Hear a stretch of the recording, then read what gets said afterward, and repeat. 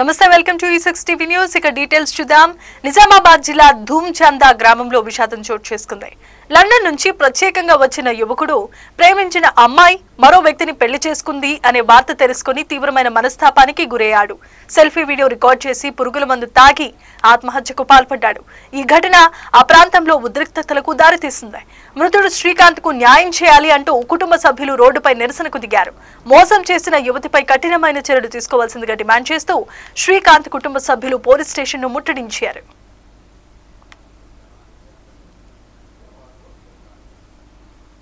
వెంకయ్య గారు అఖిల అమ్మాయి మేము 6 నుంచి లవ్ చేసుకుంటున్నాము. నేను లండన్లో బాగా సెటిల్ అయినప్పుడు నేను మ్యారేజ్ చేసుకుంటే లండన్ నుంచి రప్పించింది. నేను అమ్మాయిని మ్యారేజ్ చేసుకున్నాను. లండన్కి వెళ్ళి వచ్చినాక నాకు వేరే మ్యాచ్లో వచ్చి ఇంట్లో చేసుకుంటానంటే నేనేం కావాలి, మేమిద్దరం ఫిజికల్గా కలిసి ఉన్నాము.